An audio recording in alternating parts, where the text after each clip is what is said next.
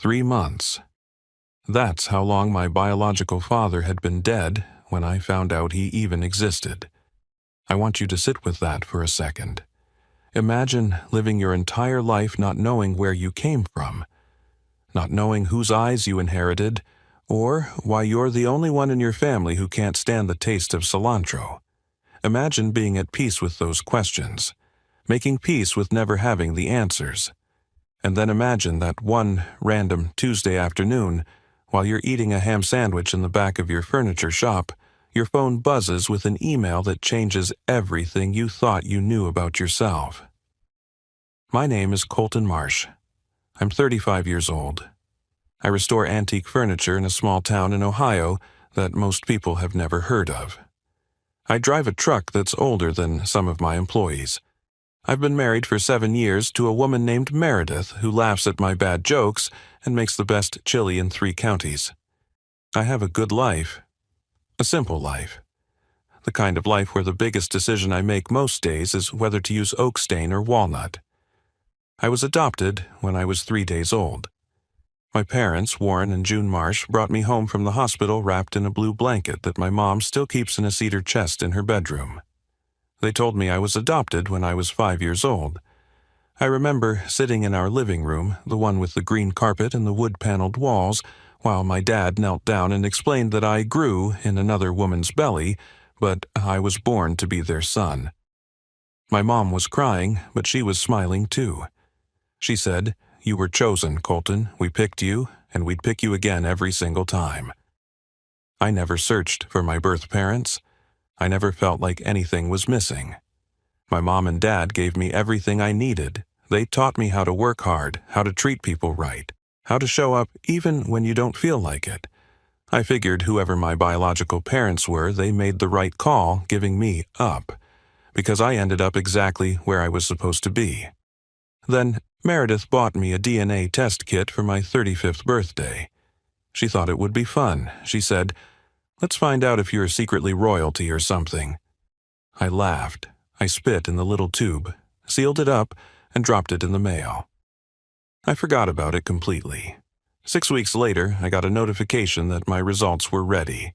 I opened the app during my lunch break, expecting to see a pie chart telling me I was 60% German and 40% who knows what. Instead, I saw a match, a close family match, the closest you can get. The name on the screen said Edmund Hollister, and next to it, one word, father. I didn't recognize the name. I'd never heard it before in my life, so I did what anyone would do. I opened Google and typed it in. The first result was an obituary. Edmund Hollister, billionaire industrialist and founder of Hollister Industrial Manufacturing, had died 11 weeks earlier. Pancreatic cancer. He was 67 years old. He left behind a wife named Vivian and no children. Except that wasn't true. He did leave behind a child. He left behind me. I sat on the floor of my shop for a long time. My sandwich got cold. The sunlight moved across the room. I just sat there, staring at my phone, trying to understand what I was looking at. This man, this stranger with my DNA, had built an empire. He owned factories. He owned a yacht. He owned a penthouse in Manhattan. And according to everything I was reading, he died without ever knowing I existed. That's what I thought, anyway. I was wrong about that, too. 3 days later, my phone rang. A New York number. A man's voice, calm and professional, said, "Mr. Marsh, my name is Hayes Moreland. I'm an attorney representing the estate of Edmund Hollister. I need to speak with you about an urgent matter. Your biological father spent the last 4 months of his life searching for you. He found you, and he left you everything." I almost hung up. I thought it was a scam. I thought someone was messing with me. Then Hayes said something that made my whole body go cold. He said, "Mr. Marsh, I also need to inform you that 3 days before your father died, someone filed an emergency petition to remove your name from his will. They tried to erase you completely. They almost succeeded." I asked him, who would do something like that? Who would try to block a dying man's final wish? He said, his wife, Vivian Hollister. And when you hear why she did it, you'll understand why your father was so desperate to find you before it was too late. I didn't know it yet, but that phone call was the first step into a world I never asked to be part of. A world of lawyers and lies and family secrets that had been buried for 35 years. A world where I discovered that the woman who gave birth to me had written me a letter every single year of my life, never sending them, just hoping that someday I'd read them. A world where I learned that my father didn't abandon me because he didn't want me. He abandoned me because someone convinced him it was the only way.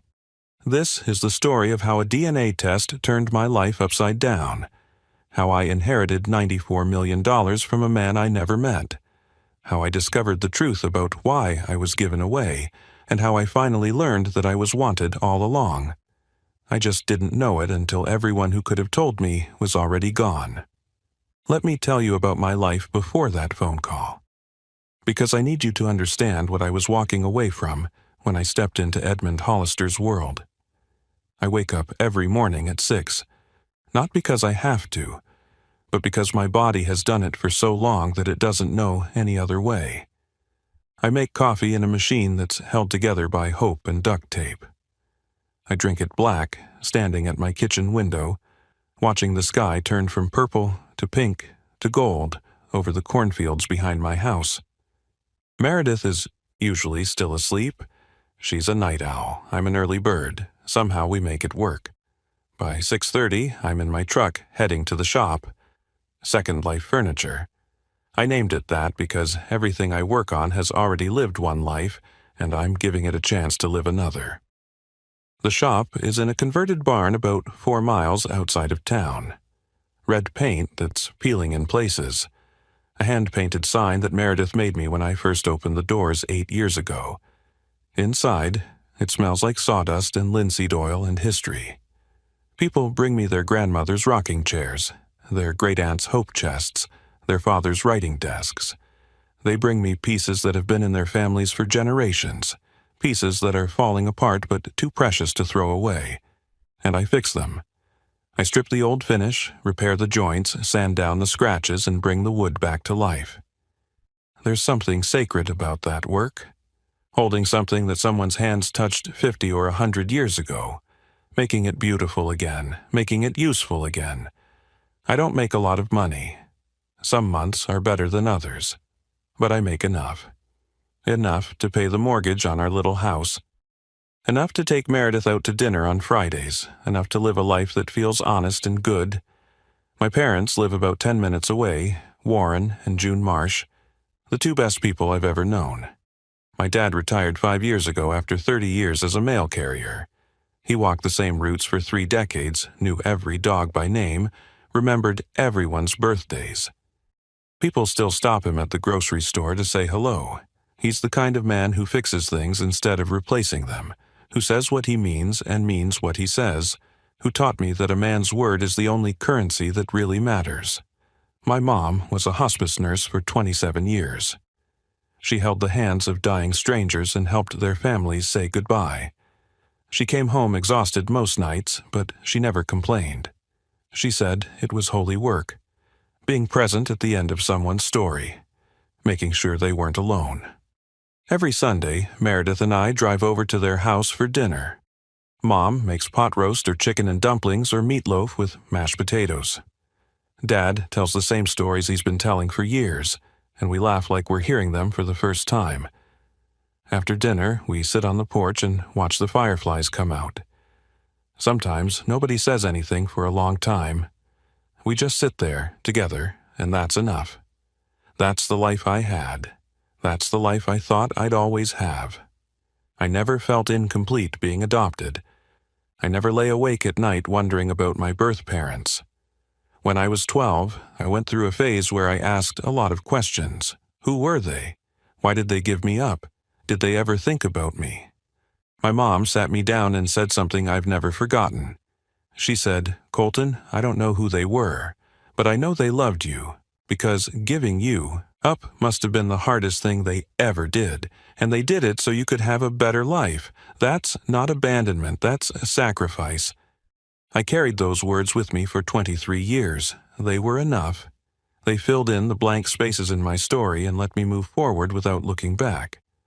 Then Meredith bought me that DNA test. It was a birthday gift, a joke almost. She wrapped it in funny paper with little cartoon dogs on it and said, "I figured it's time we find out if you're secretly related to anyone famous." I laughed. I wasn't curious, not really, but she was excited, so I played along. I followed the instructions, spit in the tube, sealed the box, dropped it in the mail, and then I forgot about it completely. I had a backlog of projects at the shop. I had life to deal with. The DNA test became just another thing I'd done and moved on from. 6 weeks later, my phone buzzed with an email. My results were ready. I was sitting in the back of my shop, eating a ham sandwich, when I opened the app. I expected percentages. I expected to find out I was mostly Irish or German, or maybe something surprising like Greek. I expected a pie chart and some fun facts about my ancestry. What I got instead was a name, Edmund Hollister, father. And just like that, the life I thought I knew started to crumble. I stared at that name on my phone screen until my eyes burned. Edmund Hollister, father. 2 words that made no sense together. 2 words that rewrote everything I thought I knew about my own life. My hands were shaking when I typed his name into Google. I didn't know what I expected to find. Maybe a regular guy. Maybe someone who lived a couple of towns over and had been looking for me too. Maybe someone I could call and say, "Hey, I think we're related." Instead, I found an obituary. And not just any obituary. A full-page tribute in the New York Times. Edmund Hollister, founder and CEO of Hollister Industrial Manufacturing, a self-made billionaire who started with nothing in a small town in Wisconsin and built an empire that employed over 12,000 people. A man who donated millions to veterans organizations and children's hospitals. A man who owned a yacht, a penthouse in Manhattan, and a private vault filled with rare gold coins. A man who had died 11 weeks ago, pancreatic cancer. He was 67 years old. I read the obituary 3 times. I studied the photo they included. A stern face, silver hair, broad shoulders. I looked for myself in his features. I found it in the jawline, in the way his eyes crinkled at the corners. This stranger who shared my blood had died before I ever knew he existed. I called Meredith first. She answered on the second ring, and I couldn't even get the words out right. I just said, "You need to come to the shop. Something happened." She was there in 15 minutes.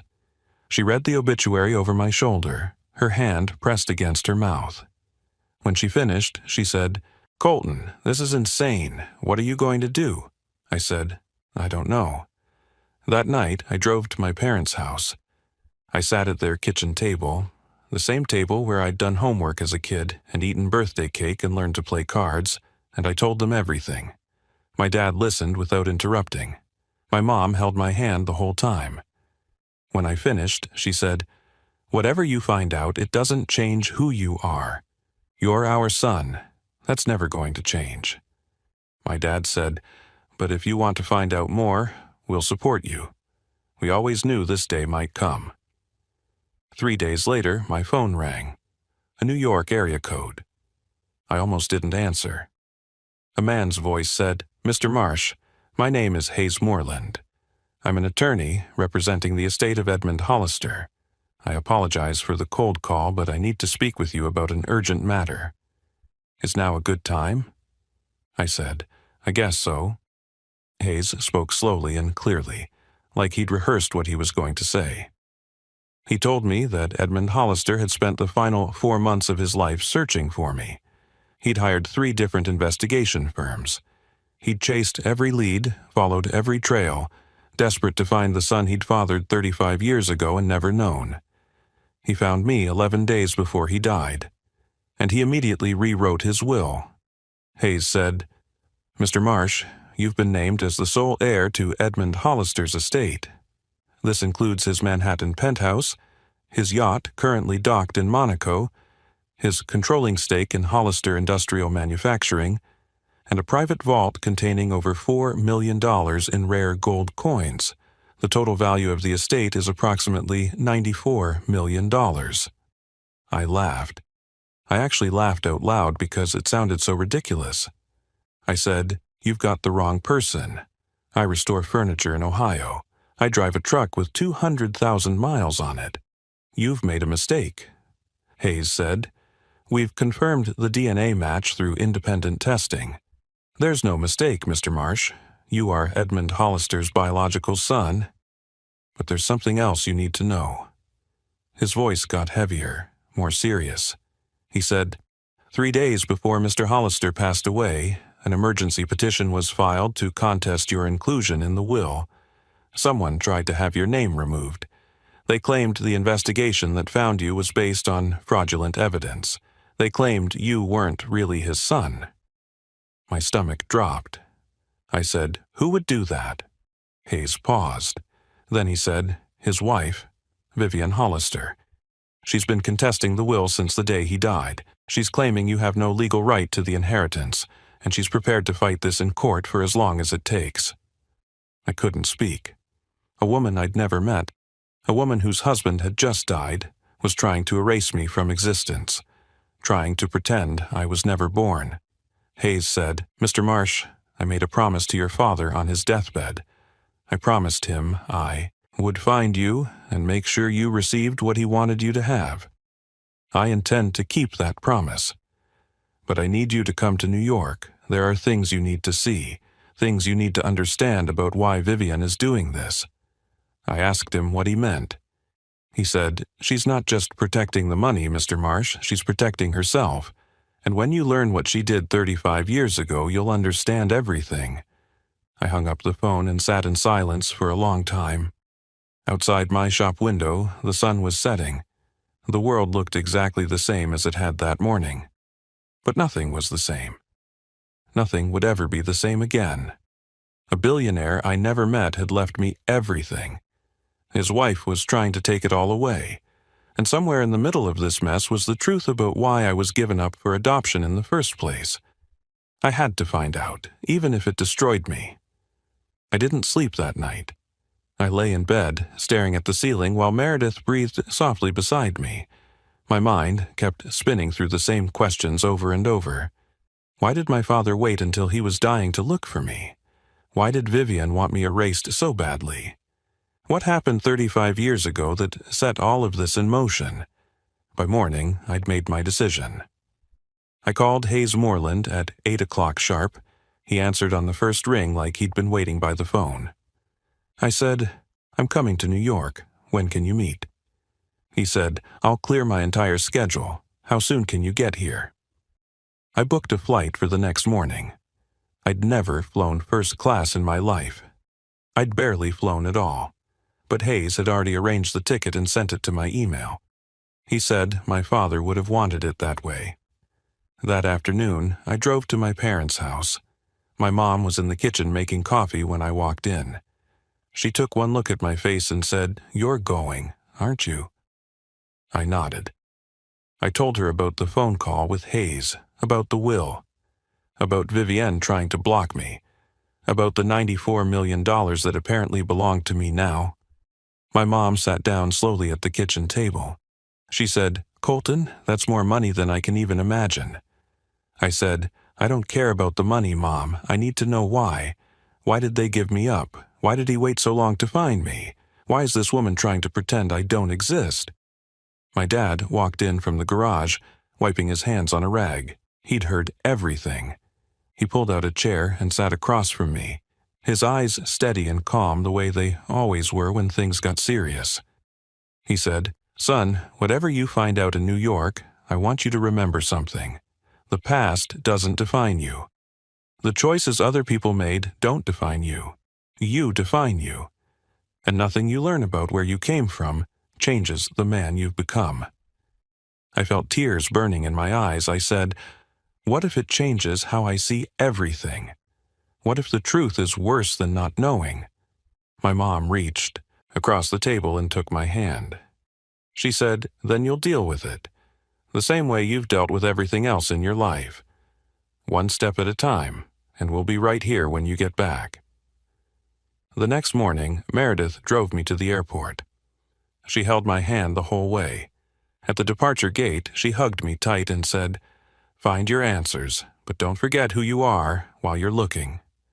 I said, "I love you." She said, "I love you too. Now go meet your past." The flight to New York felt like it lasted forever.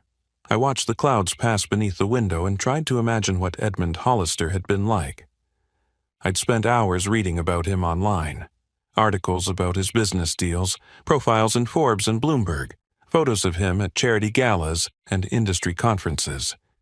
In every picture he looked powerful and controlled. A man who built things. A man who got what he wanted. But he didn't get me. Not until it was too late. Hayes Moreland met me at his office on the 47th floor of a glass tower in Midtown Manhattan. The reception area alone was bigger than my entire furniture shop. Everything was polished and gleaming. I felt like a trespasser in someone else's life. Hayes was tall with silver hair and a firm handshake. His eyes were kind but serious. He led me into a conference room with floor-to-ceiling windows overlooking the city and closed the door behind us. He said, "Thank you for coming, Mr. Marsh. I know this isn't easy." I said, "Call me Colton, and you're right, none of this feels real." Hayes nodded. He slid a folder across the table toward me. Inside were documents, photographs, legal papers. He said, "Before we discuss the estate, there are things you need to understand. About your father, about your mother, and about Vivienne." I opened the folder. The first thing I saw was a photograph. A young woman with dark hair and sad eyes holding a newborn baby wrapped in a blue blanket.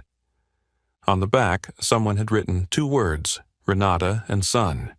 Hayes said, "That's your mother, Renata Sawyer.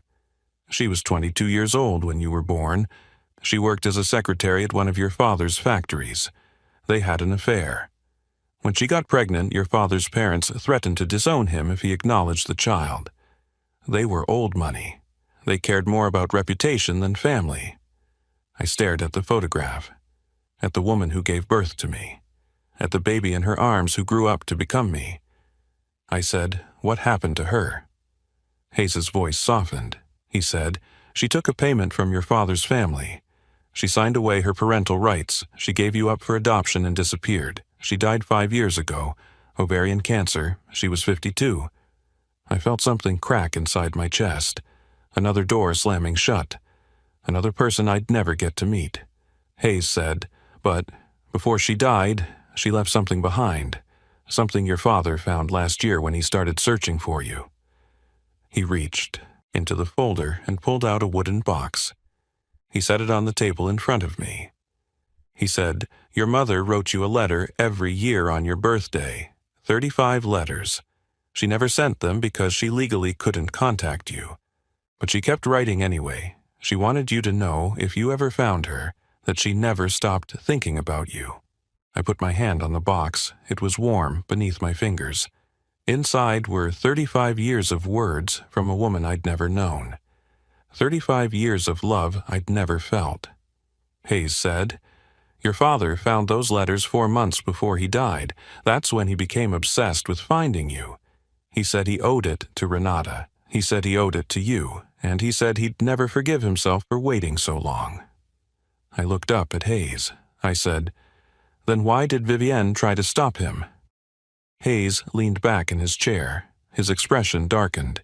He said, "Because Vivienne is the reason your father gave you up in the first place, and she spent 35 years making sure that secret stayed buried." Hayes told me everything. How Vivienne had been my father's personal assistant when he was just starting to build his empire. How she was the one he confided in when Renata got pregnant. How she convinced him that acknowledging an illegitimate child would destroy his reputation and tank his business before it even got off the ground. She helped him arrange the payment to Renata. She helped him draft the documents that made me disappear. She was 23 years old, ambitious, and she saw an opportunity. If she made herself indispensable during my father's greatest crisis, he would never let her go. She was right. 15 years later, he married her. Hayes said Vivian always knew about me. She knew that somewhere out there Edmund Hollister had a son, and she spent 18 years making sure that son was never found. When my father got sick and started talking about finding me, Vivian panicked. She knew that if I was found, the truth would come out. She knew my father would realize that the woman sleeping beside him every night was the same woman who had convinced him to abandon his child. So she tried to stop the search. When that didn't work, she tried to discredit the investigators. When that failed, she filed the emergency petition to remove my name from the will 3 days before my father died. She almost succeeded. Hayes said my father was in hospice care when he found out what Vivian had done. He could barely lift his head off the pillow, but he made Hayes drive to the facility that night. He grabbed Hayes by the arm and said, "You find my son. You make sure he gets everything. Promise me, Hayes. Promise me on your life." Hayes promised. And he kept that promise. I asked Hayes if there was any way to meet Vivian. He advised against it. The legal battle was ongoing. Anything I said could be used against me in court. But I didn't care about the court. I didn't care about the money. I needed to look into the eyes of the woman who had tried to erase me. Hayes gave me the address of the Hollister estate in Connecticut. He said, "I can't stop you from going, but be careful. Vivian is not a woman who loses gracefully." I rented a car and drove north. The estate was about 2 hours outside the city, tucked away behind iron gates and old oak trees. The house was massive. Stone walls covered in ivy, a circular driveway with a fountain in the center, the kind of place that belonged in a magazine, not in real life. I rang the doorbell. A housekeeper answered and led me to a sitting room with velvet furniture and oil paintings on the walls. I waited for 10 minutes before Vivian walked in. She was tall and thin, with silver blonde hair pulled back in a tight knot. Her face was perfectly composed, but her eyes were sharp, calculating. She looked at me the way you look at a problem that needs solving. She said, "So you're the son." I said, "And you're the woman who tried to make sure I never existed." She didn't flinch. She sat down across from me and crossed her legs. She said, "I did what I had to do to protect my family." I said, "I was a baby. What threat could I possibly have been to you?" For the first time, her composure cracked. Just a little. A flicker of something in her eyes that might have been guilt or might have been exhaustion. She said, "You want to know why I did it? Fine, I'll tell you. Because you were proof that I was never enough. Edmund loved your mother. He never said it, but I could see it every time he got quiet. Every time November came around, that was the month you were born, he'd get distant and sad, and I knew he was thinking about her, about you. I spent 18 years living in the shadow of a woman he knew for 6 months and a child he never met. I said, "That's not my fault." She said, "No, but you're the reminder," and I couldn't stand it. When he started looking for you, I knew everything would fall apart. He would find out that I helped him give you up. He would realize I'd been lying to him for our entire marriage. He would hate me. I looked at her for a long moment. This woman who had shaped my entire existence without ever knowing me, who had decided before I was even born that I was a threat to be eliminated. I said, "He died looking for me. He spent his last breath making sure I was found. Whatever you did, it didn't work. He chose me in the end." Vivian's face went pale. She stood up and walked to the window, her back to me. When she spoke again, her voice was quieter. She said, "I know, and I have to live with that." She turned around and picked up a wooden box from a side table. She held it out to me. She said, "Edmund found these last year.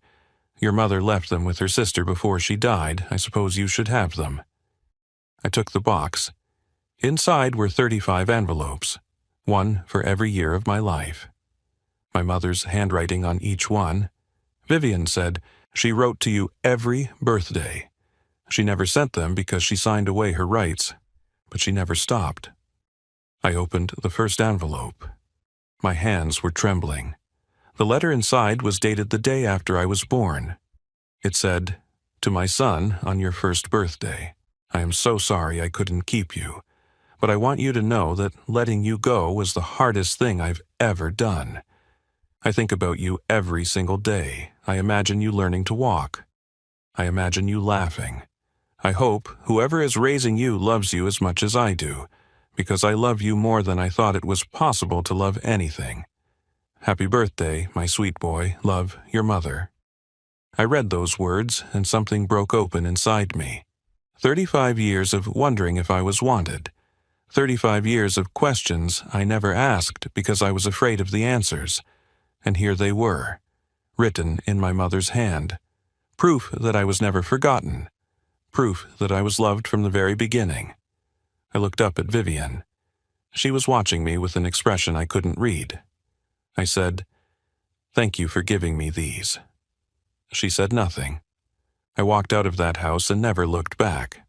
I flew back to Ohio the next day. Meredith picked me up from the airport, and I didn't say a word the entire drive home. I just held her hand and watched the familiar landscape pass by outside the window. The cornfields, the old barns, the water tower with our town's name painted on the side. Everything looked the same, but I was different. I could feel it in my bones. That night, I sat at our kitchen table and read every single one of my mother's letters, all 35 of them.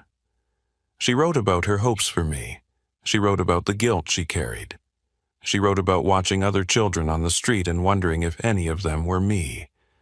She wrote about the day she signed the papers giving me up, how she sobbed so hard the nurses had to sedate her. She wrote about forgiving my father, even though it took her 20 years. In her final letter, written just 6 months before she died, she said something that changed everything for me. She wrote, "I don't know if you'll ever read these words. I don't know if you're happy or sad, rich or poor, married or alone. But I want you to know that giving you up didn't mean I didn't want you. It meant I wanted more for you than I could give. I was young and scared and broke, and your father's family made it clear there was no place for us in his world. So I let you go, and I've spent every day since hoping that you landed somewhere soft, somewhere full of love. I hope you found your people, my sweet boy. I hope they made you feel chosen. Because you were. You were chosen by me to have a better life, and you were chosen by them to be their son. That's not abandonment, that's love working overtime." I cried for an hour after I read that letter. I cried for the mother I never knew. I cried for the father who found me too late. I cried for the 35 years of silence that could have been filled with her voice. But somewhere in the middle of all that grief, I found peace. The legal battle with Vivian lasted another 4 months. In the end, she dropped her challenge. Hayes told me she accepted a settlement from the estate. Enough to live comfortably for the rest of her life, but a fraction of what she had hoped to keep. She moved to France. I never spoke to her again. I don't hate her. I understand that fear makes people do terrible things, but I don't forgive her either. Some wounds don't need to be forgiven, they just need to be acknowledged and carried forward. I accepted the inheritance, all $94 million of it. But not for myself. I sold the yacht, I sold the penthouse. I put the gold coins up for auction at a house in London. I used the money to create something my father never had the chance to build. A foundation called the Marsh Hollister Fund. It provides scholarships for adoptees who want to go to college. It helps families afford the cost of adoption, so more kids can find homes. It funds research into genetic diseases so other families don't have to lose their loved ones the way I lost mine. I kept my father's company, Hollister Industrial Manufacturing. I don't run it myself. I hired people smarter than me to handle the day-to-day operations. But I sit on the board. I make sure the employees are treated well. I make sure my father's legacy is something worth protecting. And I kept my furniture shop, Second Life Furniture. I still go in every morning at 6:30. I still drink my coffee black. I still sand down old tables and restore broken chairs. The work keeps me grounded. It reminds me who I am and where I came from. Every Sunday, Meredith and I still drive to my parents' house for dinner. My mom still makes pot roast. My dad still tells the same stories. And now, sometimes, I tell stories too. Stories about Edmund and Renata. Stories about the life I might have had and the life I actually got. My mom said something to me a few weeks after I came back from New York. She said, "You have 2 families now, Colton, and both of them love you." She was right. I have the family that raised me and the family that gave me away. I have Warren and June, who chose me when I was 3 days old and never stopped choosing me. And I have Edmund and Renata, who loved me from a distance and spent their whole lives wishing things had been different. I used to think being adopted meant something was missing, a hole in my story that could never be filled. But I was wrong. Being adopted means being wanted twice. Once by the people who gave you life, and once by the people who gave you everything else. If you're watching this and you've ever wondered where you came from, I want you to know something. The answers might not be what you expect. They might be painful. They might be complicated. They might change everything you thought you knew about yourself. But they're worth finding, because the truth, no matter how hard it is, sets you free. And you deserve to be free. I was adopted at birth and never knew my real family. At 35, I found all of them at once. One had already died. One left me letters I will treasure until my last breath. One tried to erase me from existence, and 2 raised me with more love than I ever knew was possible. That's my story. And for the first time in my life, I finally know the whole thing. I'm Colton Marsh. I'm a furniture restorer from Ohio. I'm also the son of a billionaire I never met and a mother who never stopped writing to me. I'm proof that family isn't just about blood. It's about showing up. It's about choosing each other. It's about love that refuses to quit. And I'm finally at peace with every single part of it. If this story touched your heart, I'd love for you to hit that like button and share it with someone who needs to hear it today. Drop a comment below and tell me your story. I read every single one. And if you haven't already, make sure you subscribe to this channel and turn on notifications so you never miss another video. Your support means the world to me. Thank you for watching, thank you for listening, and I'll see you in the next one.